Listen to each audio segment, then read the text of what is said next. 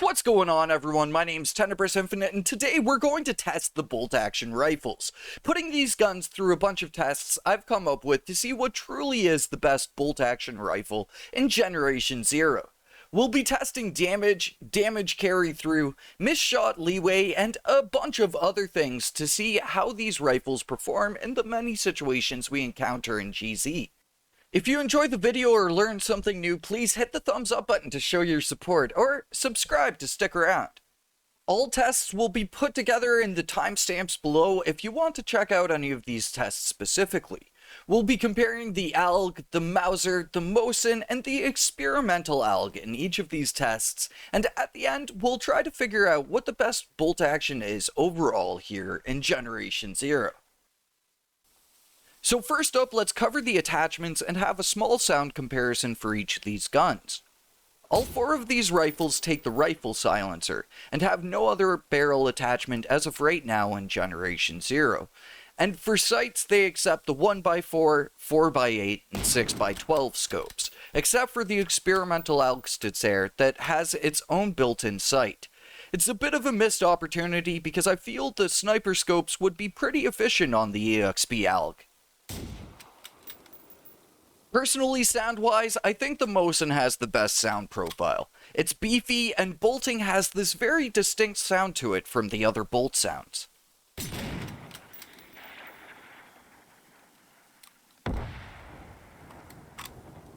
Now for our next test, we're going to be seeing the RPM, or rounds per minute. In this test, I shoot off a bunch of rounds and figure out how fast these guns truly are. The Mosin clocks in at a steady 30 RPM from a full reload, and when thumbing rounds in, you get 26 RPM, which is something we'll cover in just a second here, but a totally respectable RPM when doing the full reload. So let's talk on partial reloads here. Tactical reloads, or with the Mosin thumbing rounds. Now, these seem to be faster when you do them as they allow you to skip certain animations of the reload. But here's a funny thing you might not know about partial reloading.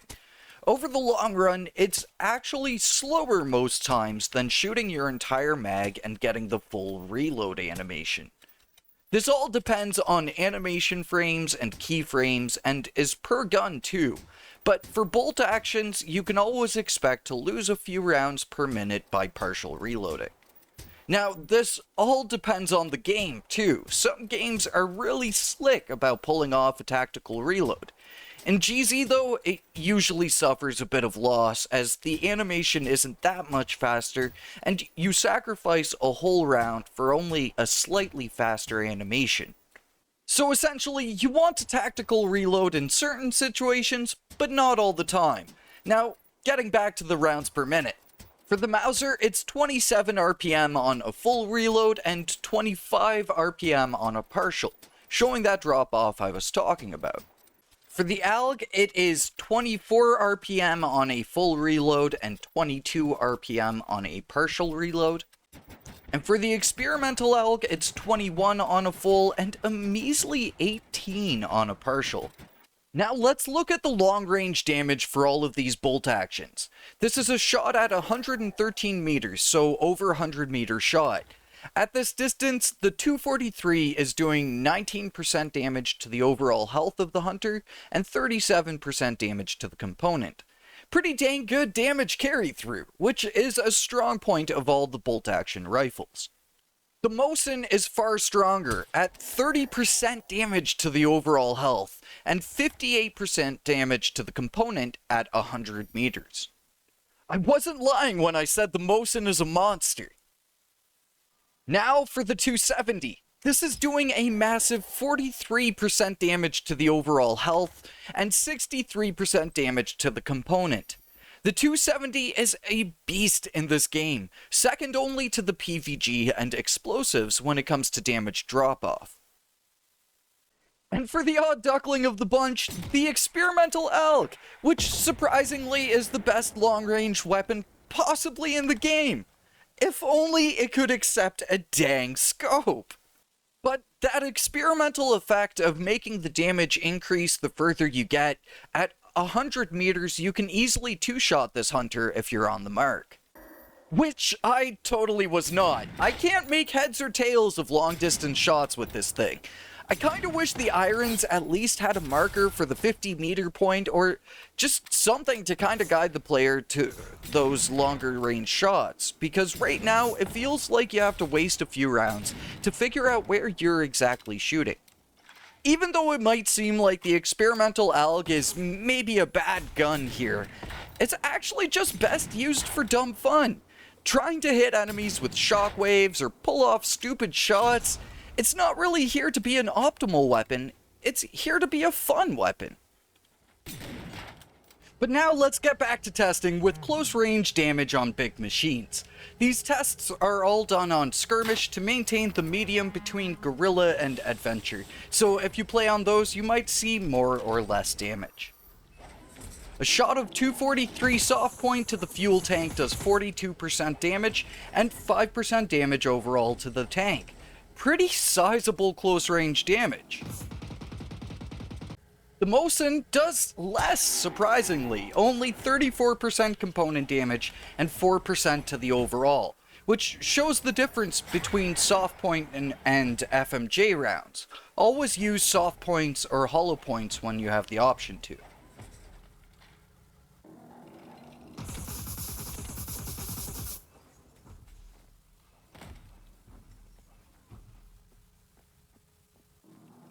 And with the Algstacer, this is where we get to a head scratcher of a thing in Generation 0. So 270 does less damage to the component than the 243.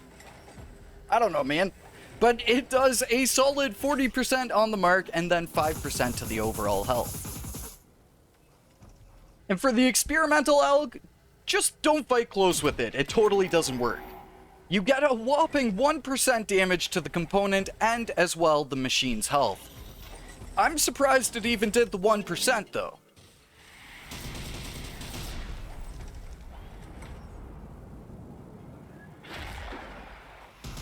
For our second last test, let's look at experimental ammo. The interesting thing is, we'll be comparing the 5C weapons to the experimental Alg and seeing what weapon comes out on top. So firstly, the Mosin. With shock ammo, it is disgusting, man. Any gun with shock is automatically a beast, and the Mosin shines great, conserving your shock ammo and dishing out just a ton of damage for it.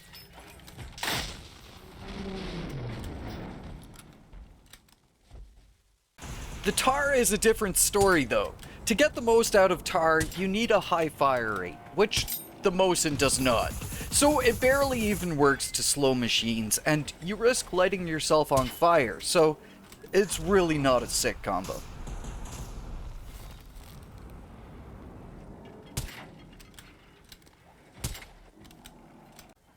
For the Mauser, you have explosive ammo, which is some of my favorite ammunition to use.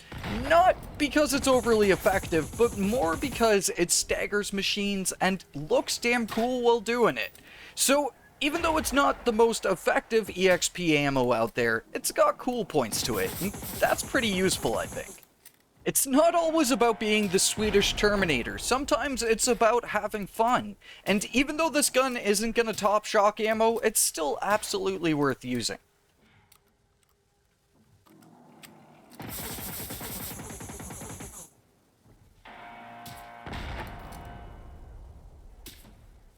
But the other ammunition for 243 is heat, and it's disgusting, dude.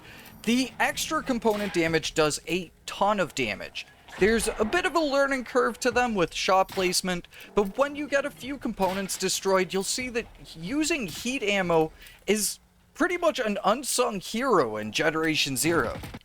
Heat doesn't have the stagger of other ammo types, but it fully makes up for it in its ability to dish out damage. And with the 243 having great CQB capability, it's actually pretty dang powerful here in the game. If I hadn't have been interrupted by a machine party, this tank would have been an easy under a minute kill.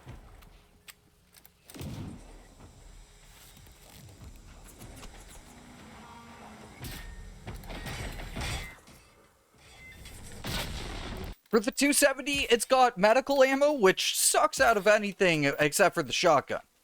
But it's also got shock, so that pretty much makes up for it. 270's shock ammo is quite powerful too, being soft point and carrying its own high damage with it.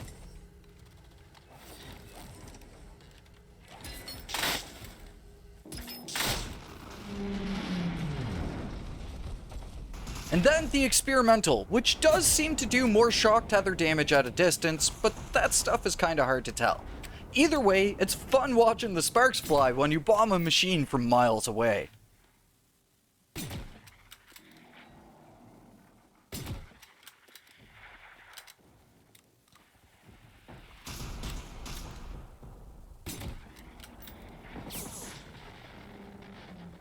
And for our last test, we'll take a look at how stealthy these boyos are. And the cool thing about hunting rifles is you can have essentially infinite missed shot leeway. Missed shot leeway is how many times you can miss before you get spotted. And with most machines up to Apocalypse class, you can miss as many times as you need to on skirmish. But as you play on Guerrilla, Fight Rivals, or the Reaper, and especially Seekers, you'll have less missed shot leeway, so always keep in mind the machine you're trying to stealthily take out. Except the dang Experimental Alg, which just doesn't really stealth too great unless if you're going after weak machines at like 100 meters. And even then, it kinda struggles with Generation 0 stealth. So this is how I'd rank the bolt actions of Generation 0. The standard Alg comes in first, being the most powerful at a range, offering all the attachments, shock ammo, it's just a genuine beast in GZ. And the second best sniper rifle to the PVG. Then the Mosin, the new guy, and only taking second by a bit, due to its shock ammo mostly, and its high fire rate for a bolt action. Then we have the Mauser, and it's a solid third place due to its capabilities in close quarters and the benefit of two useful experimental ammo types. And lastly, the Experimental Alg, a weird gun that doesn't live up as a good bolt action, but might serve better as a long-range mortar, exactly what it's designed to be, and also just a dumb fun gun to use in GZ. So let me know, what do you think of the bolt actions in Generation 0? Do you think I'm right, or do you think the only real sniper is the PVG? Let me know all of your thoughts in the comment section down below, but for now, thank you for watching, and I will catch you all in the next one. Until then, peace.